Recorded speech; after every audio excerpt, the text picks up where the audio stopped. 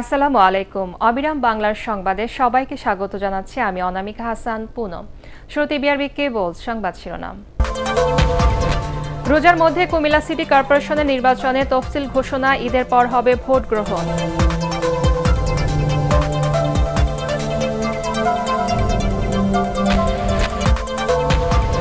এবং Durban test জয়ের শেষ দিনে বাংলাদেশের প্রয়োজন 263 রান, হাতে আছে 7 উইকেট।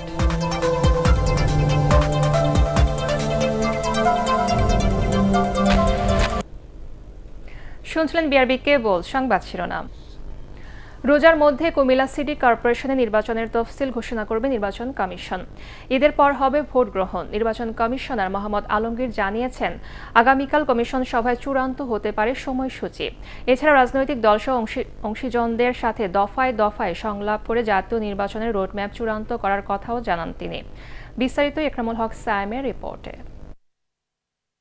কুমিল্লা সিটি কর্পোরেশনের সবশেষ নির্বাচন হয়েছিল 2017 সালে 30 মার্চ। আইন অনুযায়ী আগামী 16 মের মধ্যে পরবর্তী নির্বাচনের বাধ্যবাধকতা রয়েছে। মঙ্গলবার বর্তমান কমিশনের প্রথম সভায় প্রধান এজেন্ডা থাকছে কুমিল্লা সিটি নির্বাচন। আর এর মাধ্যমে প্রথম কোনো বড় নির্বাচন আয়োজন করতে যাচ্ছে কাজী হাবিবুল আউয়াল কমিশন। আমরা এখনো লোকাল গভর্নমেন্ট মিনিস্ট্রি থেকে ফাইনাল তথ্য পাইনি যে ওটা নিয়ে কোনো সমস্যা আছে কিনা। 5 তারিখের আগে পেয়ে যাই তাহলে হয়তো 5 তারিখের সময় এটার বিষয়ে একটা সিদ্ধান্ত আসবে। সবকিছু ঠিকঠাক থাকে তাহলে মে মাসের মধ্যেই নির্বাচন করতে হবে। রোজার মধ্যেও তফসিল হয়ে যেতে পারে, রোজার মধ্যে হতে পারে কিন্তু নির্বাচন কোনো ক্রমেই রোজার মধ্যে হবে না, নির্বাচন অবশ্যই রোজার পরে যাবে। এদিকে দায়িত্ব নিয়ে প্রথমে শিক্ষাবিদ ও পরে সুশীল সমাজের সাথে সংলাপে বসে নতুন কমিশন। ধারাবাহিকভাবে অংশীজনদের সাথে একাধিকবার সংলাপে বসার কথা জানান নির্বাচন কমিশনার মোহাম্মদ আলমগীর। জানান সবশেষে ডাকা হবে রাজনৈতিক দলগুলোকে। এখন আমরা ঠিক হয়নি পলিটিক্যাল পার্টির সাথে কথা বলবো, কারণ যেহেতু বলা আছে ওনাদের সবার শেষে বলবো। আমরা এখন আপাতত আছে যারা নির্বাচন পর্যবেক্ষক আছে না কিছু, তাদের সাথে আমরা কথা বলবো। এটা এখনো ডেট ঠিক হয় নাই। তারপরে নির্বাচনের সংক্রান্ত বিষয় নিয়ে যারা গবেষণা করেন ওনাদের সাথে বসবো। যারা আমাদের ডেভেলপমেন্ট পার্টনার্স আছেন তারা দেখা যায় প্রায় নির্বাচন নিয়ে কথাবার্তা বলেন, সেটা নিয়েও আমাদের দেখতে হবে যে ওনারা যে কথা বলেন আসলে ওনারা কি বলতে চান। সে আলোচনার পরিপ্রেক্ষিতে আগের যে রোডম্যাপটা আছে সেখানে যেখানে যা পরিবর্তন আনা দরকার, অথবা যদি মনে করি না এই রোডম্যাপে কাজ হবে না, আমাদের নতুন করে রোডম্যাপ করতে হবে, তাহলে সেটাও আমরা করব। রোডম্যাপ করার পরে আবার অংশীজনদের সাথে আমরা ওই রোডম্যাপ নিয়ে আলোচনা করবো। আবার দেখেন এবার রোডম্যাপ যেটা করা সেটা ঠিক আছে কিনা, আপনারা কি মনে করেন কিনা যে এই রোডম্যাপ অনুযায়ী নির্বাচন করলে নির্বাচন সুষ্ঠু এবং সুন্দরভাবে করা সম্ভব। তিনি বলেন, আগের কমিশনের রোডম্যাপও পর্যালোচনা করা হচ্ছে, তবে আগামী জাতীয় নির্বাচনে সফলতা বিফলতার দায় সবারই থাকবে বলেও মন্তব্য করেন নির্বাচন কমিশনার। বিফল হলে বলতে হবে আমরা শুধু নির্বাচন কমিশন বিফল না, সবাই মিলে বিফল হব। একরামুল হক সায়েম, এটিএন বাংলা, ঢাকা। জনগণ যেন সরকারি সেবা থেকে বঞ্চিত না হয় সেভাবে কাজ করতে প্রশাসনের কর্মকর্তাদের নির্দেশ দিয়েছেন প্রধানমন্ত্রী শেখ হাসিনা। বিসিএস কর্মকর্তাদের প্রশিক্ষণ কোর্সের সমাপনীতে তিনি বলেন, প্রতিটি জেলায় প্রশাসনের সাথে সমন্বয় করে উন্নয়ন প্রকল্প বাস্তবায়ন করতে হবে। ক্ষমতায় টিকে থাকা নয়, মানুষের জন্য কাজ করায় সরকারের লক্ষ্য বলেও জানান তিনি। আপেল মাহমুদের রিপোর্ট। নিজেদের দক্ষ, যোগ্য ও দায়িত্বশীল করে গড়ে তুলতে রাজধানীর শাহবাগে বিসিএস একাডেমিতে 121, 122 ও 123তম আইন ও প্রশাসন প্রশিক্ষণ কোর্সে অংশ নেন প্রশাসনের ক্যাডাররা। কোর্সের সমাপনী ও সনদ বিতরণ অনুষ্ঠানে গণভবন থেকে ভার্চুয়ালি যুক্ত হন প্রধানমন্ত্রী শেখ হাসিনা। প্রধানমন্ত্রীর পক্ষে সনদ তুলে দেন জনপ্রশাসন প্রতিমন্ত্রী। প্রধানমন্ত্রী বলেন, তৃণমূল পর্যন্ত জনগণের মৌলিক অধিকার নিশ্চিত করাই সরকারের লক্ষ্য। এজন্য প্রশাসনের কর্মকর্তাদের মেধা ও উদ্ভাবনী শক্তি কাজে লাগাতে হবে। বাংলাদেশের জনগণ তারা যেন কখনো সেবা থেকে বঞ্চিত না হয়, কারণ তাদের ভাগ্য পরিবর্তনের জন্যই তো আমাদের এই স্বাধীনতা। যখনই যেখানে দায়িত্ব পালন করবেন অবশ্যই মানুষের কথা চিন্তা করবেন। বিভিন্ন মন্ত্রণালয়, বিভিন্ন প্রজেক্ট বিভিন্ন এলাকায় কার্যকর হয়। অনেক সময় সেই সব এলাকায় কাজের সময় জমি নির্দিষ্ট করা বা এই ধরনের নানা কাজে বা সমস্যাও দেখা দেয়। সেখানে মনে করি একটা সমন্বয় একান্তভাবে প্রয়োজন। দেশকে এগিয়ে নিতে বিএনপি সরকারের বাধার সমালোচনা করেন শেখ হাসিনা। কমিউনিটি ক্লিনিক করে মানুষের দোরগোড়ায় চিকিৎসা সেবা পৌঁছে দেওয়া শুরু করেছিলাম। খালেদা জিয়া ক্ষমতা আসার পর সেটা বন্ধ করে দেয়। কারণ তার কথা ছিল যে এটা যদি চালু থাকে তাহলে বাংলাদেশের মানুষ নাকি শুধুমাত্র আমাকেই ভোট দেবে, নৌকায় ভোট দেবে, আর কাউকে ভোট দেবে না। তো মানুষের কল্যাণটা বড় না, মানে ক্ষমতা টিকে থাকাটা বড়। আমি এই নীতিতে বিশ্বাস করি না। আমি বিশ্বাস করি যে মানুষের কল্যাণ কিভাবে করব সেটাই আমাদের লক্ষ্য।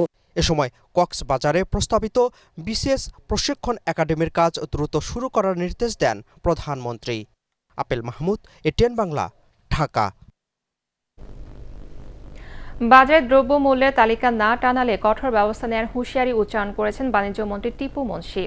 রাজধানীর কারওয়ান বাজার পরিদর্শনের সময় তিনি এই হুঁশিয়ারি উচ্চারণ করেন। পাইকারি পর্যায়ে ভোগ্যপণ্যের দাম আন্তর্জাতিক বাজারের তুলনায় ঠিক আছে বলেও দাবি করেন তিনি। তার মতে সিটি কর্পোরেশন দাম নির্ধারণ না করায় রোজায় মাংসের দাম বেড়েছে। ইমদাদুল্লাহ বাবুর রিপোর্ট। সংযমের মাস রোজা শুরুর সাথে সাথে অসহনীয় হয়ে উঠেছে নিত্যপণ্যের দাম। চাল, ডাল, সবজি, মাছ ও মাংস সহ সব পণ্যের দামই চড়া। কারণ বাজারে আসা ক্রেতাদের অভিযোগ, সিটি কর্পোরেশন পণ্যের দাম বেঁধে দিতে ব্যর্থ হয়েছে, তবে দোকানীদের দাবি দাম বাড়েনি। বাজারে হালচাল ভাই ভালো না, এই কথা বারবার বইলা আমরাই বিরক্ত বোধ করি। সব দেশে দেখা যায় রোজার সময় সবকিছুর দাম নিম্নমুখী থাকে, কিন্তু আমাদের দেশে সবকিছু ঊর্ধ্বমুখী হয়। রমজানের জন্য দাম বৃদ্ধিও হয় নাই বা হ্রাসও হয়নি, আগেও দাম তো বাড়েনি। এমন পরিস্থিতিতে বাজার পরিদর্শনে আসেন বাণিজ্য মন্ত্রী টিপু মুনশি। এ সময় বিভিন্ন দোকান ঘুরে পাইকারি পর্যায়ে ভোগ্যপণ্যের দাম খতিয়ে দেখেন তিনি। মন্ত্রী বলেন, দ্রব্যমূল্যের বাজার নিয়ন্ত্রণে সর্বোচ্চ কঠোর অবস্থানে রয়েছে সরকার। জিনিসপত্রের দাম কিছুটা নিম্নমুখী, কিন্তু ফল ফলাদির দাম অনেক বেশি বেড়ে গেছে। প্রত্যেকটা দোকানে কিন্তু দামের লিস্ট থাকতে হবে। অধিকাংশ দোকানে দেখেছি, কিন্তু কিছু কিছু দোকানে কিন্তু দেখলাম। আমার নির্দেশ রইল যে দোকানে যদি না দামের লিস্ট না থাকে তার বিরুদ্ধে ব্যবস্থা নেবেন। সিটি কর্পোরেশন মাংসের মূল্য রোজা শুরুর আগেই নির্ধারণ না করায় মাংসের দাম বেড়েছে বলে জানান মন্ত্রী। প্রয়োজনে টিসিবির আওতায় ন্যায্য মূল্যের ট্রাকের সংখ্যা আরও বাড়ানো হবে বলেও জানান তিনি। আমরা দরিদ্র সীমার নিচের উপরেও প্রায় 2 কোটি লোককে কভার করছি। দ্বিতীয় কথা হলেন যে আরও দেবো কিনা, আমাদের এই প্রথম দেওয়া হলো 15 তারিখের দিকে আরেকবার দেওয়া হবে। যদি সময়ের প্রয়োজনে আবারও হয়, we will look into that matter. Dhaka উত্তর কর্পোরেশন, সিটি কর্পোরেশন এবং দক্ষিণ সিটি কর্পোরেশন এরা ব্যবসায়ীদের নিয়ে বসে, এবার সেটা তারা করে না। যেহেতু আমাদের বাণিজ্য মন্ত্রণালয় এই মাংসটা কন্ট্রোল করি না, আমরা সবসময় তারাই করেন, আমরা এটা ফলো। মন্ত্রী আরও জানান, মজুদ পণ্যের কোনো ঘাটতি নেই। ভোজ্য তেল সহ সব প্রয়োজনীয় পণ্যই পর্যাপ্ত রয়েছে। ইমদাদুল্লাহ বাবু, ATN Bangla, Dhaka. 12 KG LP gas সিলিন্ডারের দাম 48 টাকা বাড়িয়ে এপ্রিল মাসের জন্য নতুন মূল্য নির্ধারণ করেছে energy regulatory commission. Saudi Aramco থেকে আমদানি করা বিউটেন ও প্রোপেনের দরের সাথে আনুষঙ্গিক দর হিসাব করে এই দাম সমন্বয় করা হয়েছে বলে জানিয়েছেন কমিশনের চেয়ারম্যান আব্দুল জলিল। নতুন দর অনুযায়ী 12 কেজি এলপি গ্যাস সিলিন্ডারের দাম নির্ধারণ করা হয়েছে 1439 টাকা। মার্চে এই দর ছিল 1391 টাকা। এই অনুযায়ী 5.5 কেজি সিলিন্ডারের দর 660 টাকা, 15 কেজি সিলিন্ডারের দর 1499 টাকা ও এই হিসাবে অন্যান্য মাপের সিলিন্ডারের দর নির্ধারণ করা হয়েছে। দ্রব্যমূল্যসহ সব ক্ষেত্রে অস্থিতিশীল অবস্থা বিরাজ করছে বলে দাবি করেছেন বিএনপি মহাসচিব মির্জা ফখরুল ইসলাম আলমগীর। তার ভাষায় রাষ্ট্র পরিচালনায় সম্পূর্ণরূপে ব্যর্থ হয়েছে সরকার। রাজধানী ইস্কাটনে লেডিস ক্লাবে আলেমা, ওলেমা ও এতিমদের সম্মানে আয়োজিত ইফতার মাহফিলে তিনি এসব কথা বলেন। তিনি অভিযোগ করেন, রমজানের দ্রব্যমূল্যের অস্বাভাবিক বৃদ্ধিতে মানুষের জীবন দুর্বিষহ হয়ে উঠেছে। এজন্য সরকারের দুর্নীতি আর দুঃশাসনকে দায়ী করেন তিনি। এই অবস্থা থেকে উত্তরণে গণতন্ত্র পুনরুদ্ধারের বিকল্প নেই বলেও মন্তব্য করেন মির্জা ফখরুল। সরকার সম্পূর্ণ ব্যর্থ হয়েছে এই রাষ্ট্র পরিচালনায়। এমনকি আজকে মাহে রমজানের মধ্যে সেই শান্তিতে সত্যিটা আমরা দিন কাটতে পারছি না। আমাদের প্রত্যেকটি জিনিসের দাম বেড়ে গেছে। ব্যর্থ হয়েছে তারা এটাকে নিয়ন্ত্রণ করতে, অর্থনীতিকে নিয়ন্ত্রণ করতে, এবং দুর্ভাগ্যজনকভাবে গণতন্ত্রকে সম্পূর্ণরূপে হত্যা করে দেশনেত্রী বেগম খালেদাকে আটকে রেখে আমাদের নেতা তারেক রহমান সাহেবকে বিদেশে নির্বাচিত করে রেখে আজকে ভয়াবহ অবস্থায় একটা সূচনা তারা করেছে। দ্রব্যমূল্য শুধু বাংলাদেশে নয়, সারা বিশ্বেই বেড়েছে। বিএনপি কোনো কিছু না পেয়ে এটাকে ইস্যু করার চেষ্টা করছে বলে মনে করেন তথ্য ও সম্প্রচার মন্ত্রী ডক্টর হাসান মাহমুদ। তিনি বলেন, সরকারের প্রচেষ্টায় কিছু জিনিসের দাম সহনীয় পর্যায়ে এসেছে। সচিবালয়ে সাংবাদিকদের সাথে আলাপকালে তিনি আরও বলেন, বিভিন্ন রাজনৈতিক দল নিয়ে বিএনপি যে জোট গঠনের চেষ্টা করছে তাতে লাভ হবে না। আগামী নির্বাচনে বিপুল ভোটে আওয়ামী লীগ বিজয়ী হবে বলেও আশা করেন হাসান মাহমুদ। দ্রব্যমূল্য সমগ্র পৃথিবীতে বেড়েছে। বিএনপি আসলে কোনো ইস্যু পাচ্ছে না, তো কোনো ইস্যু খুঁজে পাচ্ছে না, তো খড়কুটো আঁকড়ে ধরে তারা তাদের রাজনীতিটাকে টিকিয়ে রাখতে চায়। আর ওনাদের সরকার পতনের আন্দোলন, যারা পুরুষ হয়ে বোরকা পরে হাইকোর্টে গিয়ে জামিন চায়, তারা যখন সরকার পতনের আন্দোলনের কথা বলে, মানুষও হাসে, বানরও হাসে। এবার বাংলাদেশ দক্ষিণ আফ্রিকা সিরিজের খবর।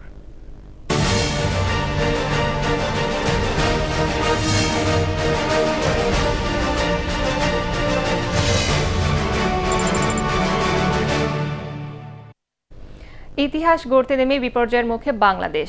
প্রথম টেস্টে দক্ষিণ আফ্রিকার বিপক্ষে দ্বিতীয় ইনিংসে 274 রানের জয়ের লক্ষ্যে ব্যাট করতে নেমে বিপাকে মুমিনুল হকের দল। জয়ের জন্য পঞ্চম ও শেষ দিনে টাইগারদের প্রয়োজন আরও 263 রান। হাতে আছে 7 উইকেট। শেষ বিকেলে স্পিনাররা আধিপত্য দেখান ডারবানের উইকেটে। দলের 8 রানের মধ্যে সাদমান ইসলাম, মাহমুদুল হাসান জয় এবং মুমিনুলের উইকেট হারায় সফরকারীরা। আলোক স্বল্পতায় চতুর্থ দিনের খেলা শেষের আগে বাংলাদেশের সংগ্রহ 3 উইকেট 11 রান। এর আগে অধিনায়ক ডিন এলগারের 64 রানে দ্বিতীয় ইনিংসে 204 রানে অল আউট হয় দক্ষিণ আফ্রিকা। মেহেদী হাসান মিরাজ ও এবাদত হোসেন 3টি করে উইকেট নেন। প্রথম ইনিংসে পটিয়াদের 367 রানের জবাবে 298 রান করেছিল বাংলাদেশ। স্বাধীনতার 51 বছর হবিগঞ্জের তেলিয়াপাড়ায় গড়ে ওঠেনি মুক্তিযুদ্ধ স্মৃতি কমপ্লেক্স। এতে হতাশা প্রকাশ করেছেন স্থানীয়রা। মুক্তিযোদ্ধারা জানান, হবিগঞ্জে মাধবপুর উপজেলার তেলিয়াপাড়া ডাকবাংলো থেকে 1971 সালের 4 এপ্রিল পাক বাহিনীর বিরুদ্ধে আনুষ্ঠানিক প্রতিরোধ শুরু হয়। সেখানে উপস্থিত ছিলেন মেজর জেনারেল এম.এ.জি. ওসমানী, এম.এ. বীর উত্তম, সাবেক সেনা প্রধান মেজর জেনারেল কে.এম. শফিউল্লাহ ও ভারতের ব্রিগেডিয়ার ভিসি পান্ডে সহ অনেক সেনা কর্মকর্তা। তাদের স্মরণে 2011 সালে সেখানে জাদুঘর নির্মাণ সহ বিভিন্ন প্রকল্প বাস্তবায়নের ঘোষণা দেওয়া হলেও এখনও বাস্তবায়ন হয়নি। এদিকে দিনটি পালনে নানা কর্মসূচি নিয়েছে জেলা মুক্তিযোদ্ধা সংসদ, প্রশাসন ও সেক্টর কমান্ডার্স ফোরাম সহ বিভিন্ন সংগঠন।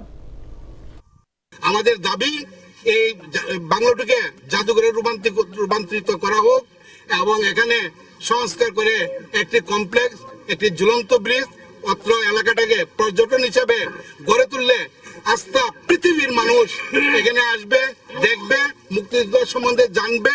মুক্তিযুদ্ধ বিষয়ক মন্ত্রণালয়ে জানানো হয়েছে আমাদের পক্ষ থেকে এখানে যাতে স্মৃতি সংরক্ষণের ব্যবস্থা গ্রহণ করা হয়, এই জন্য আমরা এখানকার জনগণের পক্ষ থেকে সরকারকে দাবি জানিয়েছি। এবারে আন্তর্জাতিক সংবাদ।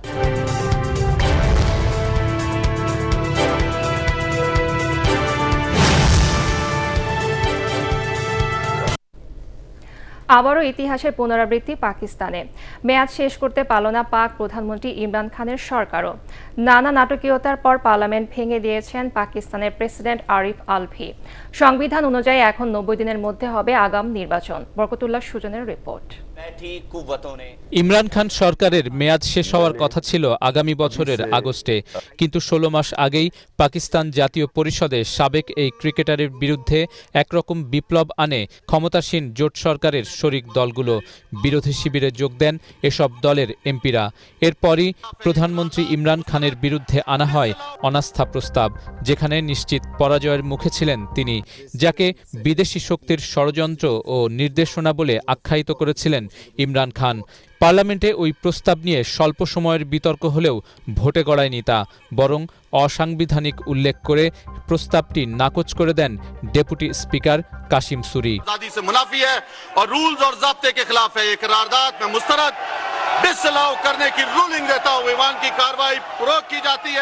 সরকার পতনের স্বপ্ন ভণ্ডুল হওয়ায় হইচই বাধায় বিরোধী শিবির। স্পিকার ও ডেপুটি স্পিকারের বিরুদ্ধে অনাস্থা প্রস্তাব আনার পাশাপাশি আদালতের শরণাপন্ন হওয়ার ঘোষণা দেয় মুসলিম লীগ নওয়াজ ও পাকিস্তান পিপুলস পার্টি পিপিপি। এর বিপরীতে কোনো ধরনের অনিশ্চয়তায় না গিয়ে কথা অনুযায়ী শেষ চমকই দেখান সাবেক ক্রিকেটার ইমরান খান। কওম जिसकी इलेक्टेड हुकूमत को गिराने की कोशिश की गई है, इस साजिश से वो आज फेल हो गई है। তাৎক্ষণিক জাতির উদ্দেশ্যে দেয়া ভাষণে তিনি সবকিছু ছেড়ে দেন জনগণের সিদ্ধান্তের ওপর। জোটত্যাগী এমপিদের আখ্যায়িত করেন বিশ্বাসঘাতক ষড়যন্ত্রকারী বলে। सारी कौम के सामने ये एक गद्दारी हो रही थी। পুরো জাতির সামনে বিশ্বাসঘাতকতা চলছিল। বিশ্বাসঘাতকরা বসে বসে ষড়যন্ত্র করছিল। আমি জাতিকে বলতে চাই, ঘাবড়ানোর কিছুই নেই, আল্লাহ উপর থেকে দেখছেন। আমি প্রেসিডেন্ট সাহেবকে সুপারিশ পাঠিয়েছি যেন তিনি পার্লামেন্ট ভেঙে দেন। নির্বাচন হবে, জাতি সিদ্ধান্ত নেবে তারা কাকে চায়। বাইরের কেউ বা দুর্নীতিবাজ যারা পয়সা দিয়ে খারাপ লোকদের কিনে নেয় তারা যেন এই সিদ্ধান্ত না নিতে পারে।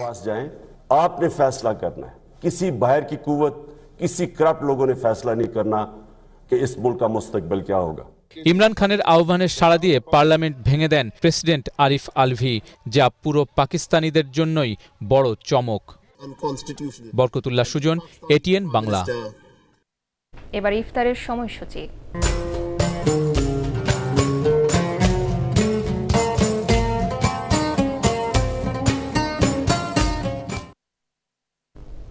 আজ ঢাকায় ইফতার সন্ধ্যা ৬টা ১৯ মিনিট, রাজশাহীতে ৬টা ২৭ মিনিট, চট্টগ্রামে ৬টা ১২ মিনিট, সিলেটে ৬টা ১৫ মিনিট, খুলনায় ৬টা ২২ মিনিট, বরিশালে ৬টা ১৮ মিনিট, রংপুরে ৬টা ২৭ মিনিট এবং ময়মনসিংহে ইফতার সন্ধ্যা ৬টা ২১ মিনিট। পার্টেক্স খেলার খবর।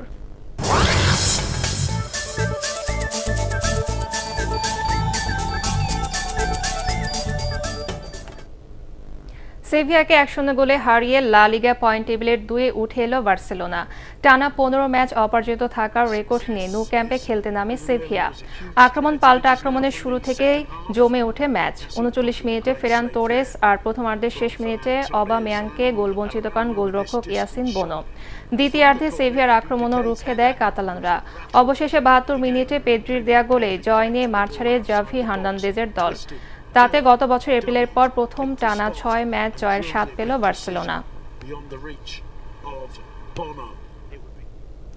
কিলিয়ান এমবাপ্পের নৈপুণ্যে লরিওর বিপক্ষে ৫-১ গোলের বড় জয় পেয়েছে প্যারিস সেন্ট জার্মেই। ম্যাচের ১২ মিনিটে ব্রাজিলিয়ান তারকা নেইমারের গোলে এগিয়ে যায় পিএসজি। ২৮ মিনিটে ফ্রেঞ্চ স্ট্রাইকার এমবাপ্পে ব্যবধান দ্বিগুণ করেন। পিএসজি রক্ষণের দুর্বলতায় ৫৬ মিনিটে লরিওর হয়ে একটি গোল শোধ করে খেলা জমিয়ে তোলেন তেরেম মফি। কিন্তু খেলার বাকি সময়টা লরিওর জালে গোল উৎসবে মাতে মেসি নেইমারের দল।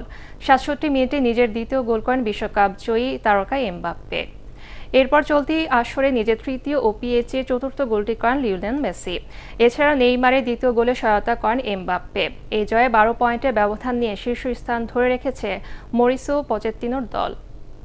শেষ করার আগে বিআরবি কেবল সংবাদ শিরোনাম আরেকবার। রোজার মধ্যে কুমিল্লা সিটি কর্পোরেশনের নির্বাচনে তফসিল ঘোষণা, ঈদের পর হবে ভোট গ্রহণ।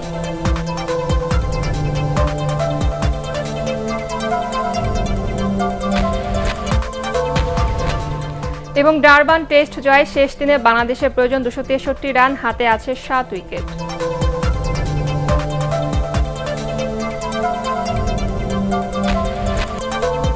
পরবর্তী সংবাদ দেখার আমন্ত্রণ জানিয়ে এখনকার মতো শেষ করছি। করোনা ভাইরাস থেকে নিজেকে সুরক্ষিত রাখতে মাস্ক পরুন, বারবার হাত পরিষ্কার করুন। এটিএন বাংলা সংবাদ ইউটিউবে দেখতে ব্রাউজ করুন, youtube/ATN বাংলা নিউজ। ধন্যবাদ।